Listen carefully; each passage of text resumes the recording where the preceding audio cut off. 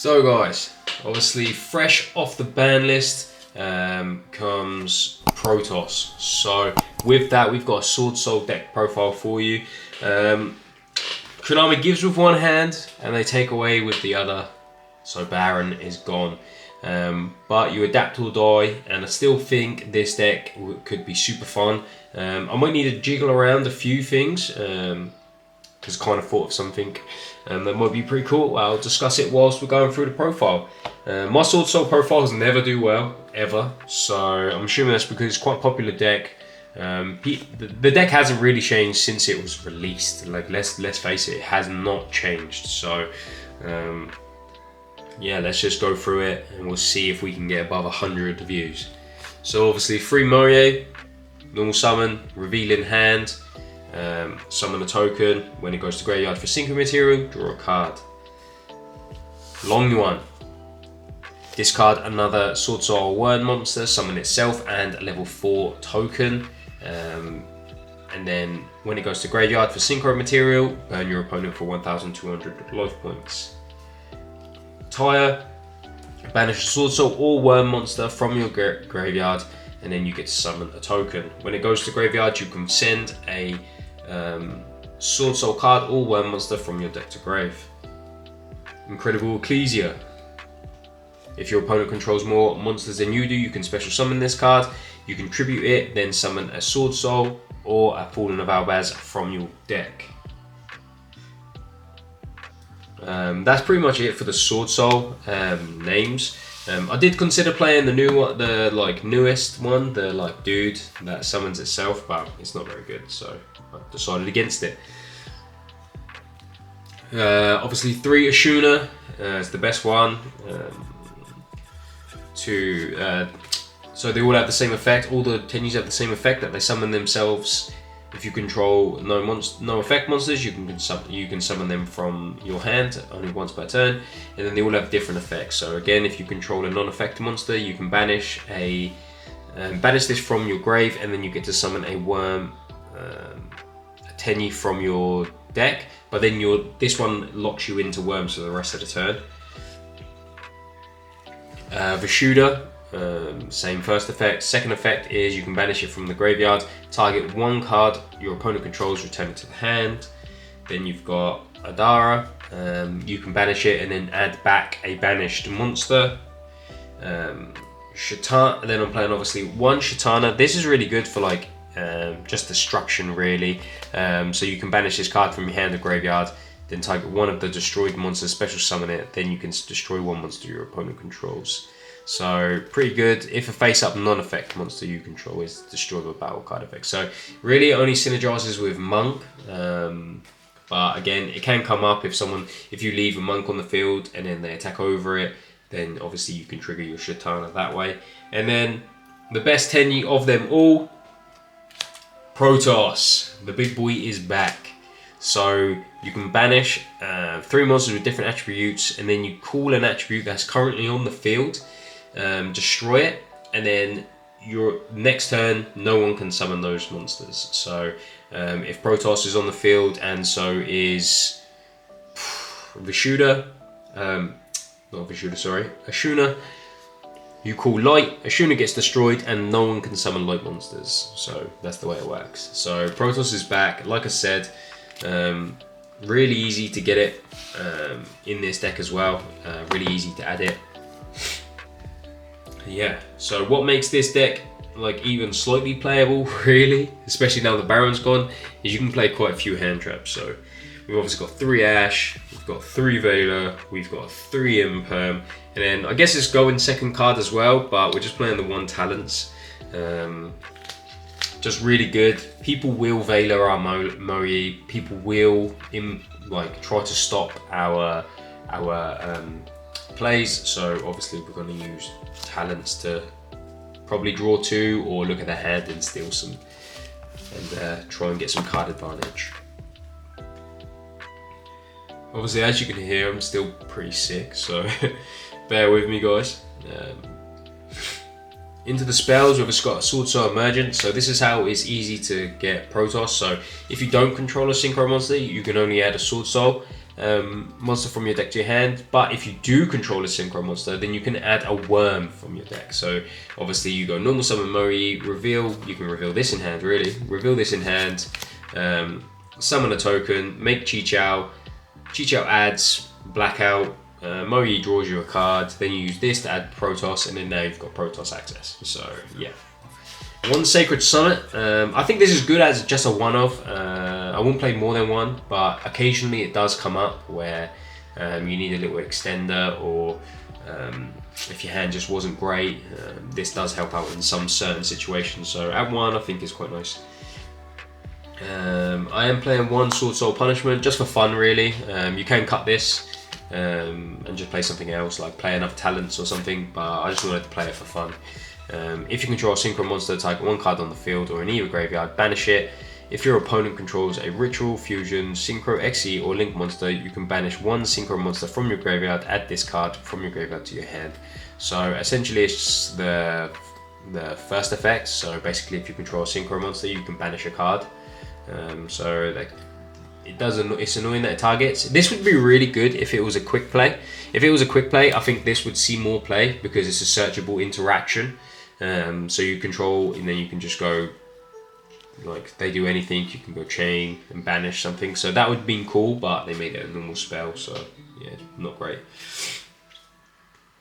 Keeping on with the worm stuff though, obviously Heavenly Dragon Circle, this is really good to dodge those Veilers I was talking about on your Mori. So you can go normal summon effective Mori, they try to do this, you go effective this, tribute the Mori, then you can add, really, you can add Shatana to your hand, then special summon Shatana, and then you can use the token and Shatana to make Chi-Chow, and then you can combo from there. So I really like 2. You don't want to play 3 because you don't want to brick on it, but 2 I think is really, really nice. Then obviously 2 Desires. Obviously it is at 3, but I chose to play 2 just because Desires and then drawing another Desires, you want to minimize that. And this deck doesn't really have consistency issues because you save to play so many Worms, so many Sword Souls. I actually think it's alright. And then the last card is obviously 1 Blackout. It's just nice to have. Sometimes you need it. You need to banish it straight away from the deck with Chi-Chow to get another token. Other times you use it as the interaction to be able to pop 2 cards on the field. So yeah, that's it for the main deck. Going into our extra deck, so obviously no Baron, so we've made a little change. So obviously we've got 2 Chi-Chow, 1 Long Yuan. This is the route that I would go now. So realistically, Long Yuan now becomes more important in my opinion because you want to make this first so you can just keep drawing cards and try and draw into your hand traps. So you make this first, then you make and then you make this, and this lets you draw a card. And that I think is the way to go now. And then obviously you're going to burn for 36 because this burns twice. Long Yuan burns that, so you're putting your opponent on a clock anyways. So yeah. 1 Cheng Ying, that's just really good for going for game. Like, he's really, really solid. You could your end board could now be Grandmaster and Cheng Ying, but I would honestly try to make this first and then go into Chi-Chow. We do now play into Nib a lot more, but it is what it is, guys. There's not much you can do about it. Obviously, we've got 2 backs here. Really, really good for going second. Really good for going second. Why are mine so different? They're so different colours. I think this one must be American. Yeah, really good for going second, so understandable. 1 Yazi. Sometimes you just need it for the plays. Chow Fang. This is another option that you could do. Oh, wait, I didn't put it here. So Chow Fang. So this is another option that you could do. You could just go into the backs here and go into Chow Fang line and shut off light monsters, but that's not really good right now. It could be good in the next set, Infinite Forbidden. When the new light spellcaster monsters get printed, then this would really, really be good. But until then, it's not great. This is the nib-proof play, I guess. You got to go into the backs here to go into Chow Fang and stuff like that. So it's up to you what you want to do, guys. But personally, I would just play into nib and go into these. Like, there's not much more you can do now, unfortunately. 1 Dragite, that's pretty much replaced. I didn't used to play it very much, so that's probably my replacement now. It's not an Omni Negate, but it's a Spell Trap Negate, so yeah. Then we got Draco Berserker of the Tenyi, really good for just putting in pressure, really good in certain matchups like tier elements and stuff like that. So really cool. And then now, obviously, the last few cards, we're obviously playing 3 Monk of the Tenyi. I've tried playing 2 on like multiple occasions, and the third one nearly always comes up. So I feel like you have to play it. Shaman of the Tenyi, there's actually a combo you can do where you end with Shaman of the Tenyi on the board and Protos, and then you use it, cool fire, this gets destroyed, and then against like Snake Eye and stuff, they can't summon because they're all fires. So there is a combo to do that, which is pretty cool. And then the last card is Little Knight. So obviously there's not many great synchros around. There is a new Punk, Gold Pride, sorry, synchro that's basically a pop. So it just depends on what you want to do. I think it's a level 10. It's a level 10, and you know, you just basically, you can pop a card on the field. If you made it with a Gold Pride, you can pop 2. But I thought Little Knight might be just a bit better than that, because Little Knight would be really easy to make with Tenyi. So you can, like, if you got 2 Tenyis, you can special summon 1, make Monk, special summon another one, and then make Little Knight with the Monk and the other one. Oh no, sorry, you can't do that. Ignore that. Ignore that. It's a non-effect. Ignore that. But nevertheless, I still think this is probably a good card to have. If you could think of something else, maybe you could play a different card. Maybe you could play another Yazi or another Sovereign, or there's obviously the Ice Jade level 10. That stops things from getting banished. But yeah, it's up to you guys. Yeah, you can't make this with Monk. I'm being stupid. Forgive me, guys. Again, I'm sick, man. I'm sick. So yeah. And that's it for the Swordsoul deck profile, guys. It's been a while since I've done it. I do play Swordsoul every now and then, but I just don't do many deck profiles on it because you guys don't watch them. So I just don't like, just don't see the point of doing it. Like, that's fair enough. Do you know what I mean? Like, you've got other people to watch them, people who top with it and stuff like that. So, and again, the deck has not changed really since it was released, which is a real bummer, really. I wish that Konami release some more Swordsoul support, and especially considering that they pretty much all got wiped out in the Albaz lore, I don't think we'll be getting support from them again. So hopefully we will. Hopefully I'm wrong, but they do need something, or at least can you get some support, so in turn that supports Swordsoul. But yeah, let me know what you think in the comment section down below, guys. I apologise for being sick, and yeah, I'll see you in the next one. Fuck. What's up, guys? I'm just going to just get straight into it and show you a quick 2-card combo that you can do against any fire deck at the moment. So you just need Adara and Ashuna. So obviously we're going to special summon Ashuna, then we're going to link that off into Monk of the Tenyi, special summon Adara, then we're going to use the effect of Ashuna Engrave, banish it to summon our Vishuda, then we're going to link synchro our Vishuda and our Adara together to go into Yugioh effect.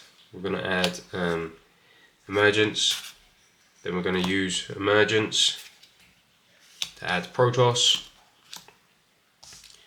Then we're going to use our Adara, banish it, to add back our Ashuna from the banish pile. Then we're going to link these two into our Shaman. We're going to use the effect of the Shaman, discarding Ashuna to bring back Yugioh.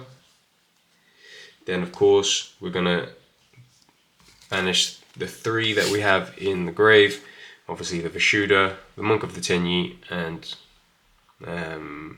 Ashuna, 3 different attributes, banish those to summon our Protos.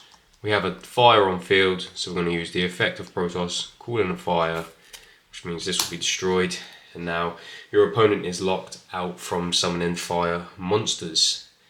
That's it, guys, just a real quick combo. Obviously now you kind of have you have an interaction with Chixiao as well, which is pretty cool. So yeah, thanks for watching guys, and I'll see you in the next one.